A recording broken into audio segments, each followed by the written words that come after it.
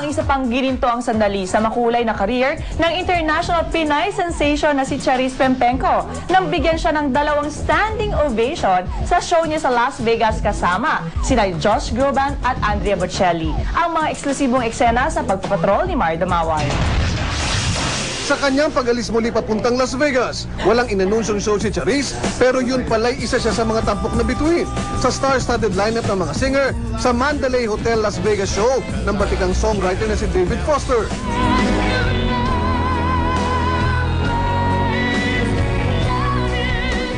Patapos pa lang ang huling nota ng kanyang kantang I Will Always Love You, umani na si Charis ng standing ovation.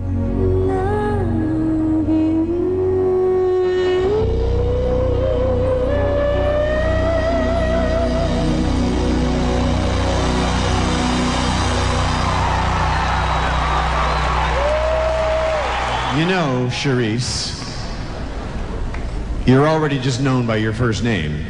Madonna, Cher, Celine, Charisse, it just rolls.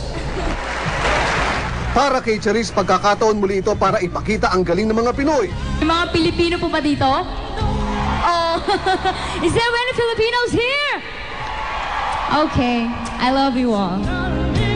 Lalo pang tumindi ang paghanga ng halos 10,000 manonood nang kantahin ni Charis ang pamoso na niyang bersyon ng And I Am Telling You.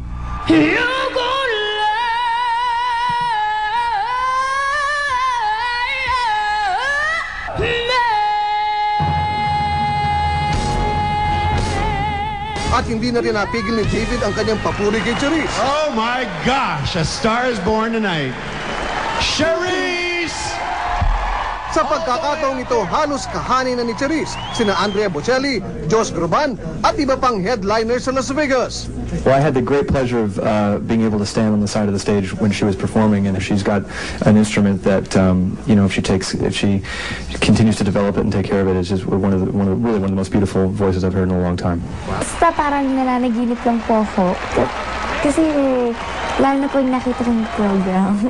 So parang, hello, pinagitnaan ako ng 2 big stars.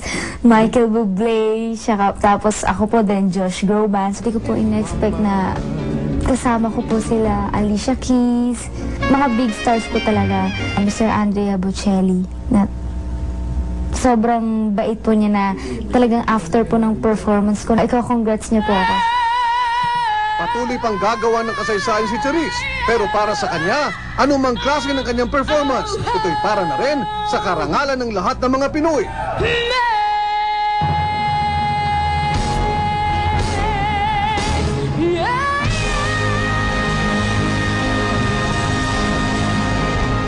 Mario Dumawal, Patrol ng Pilipino.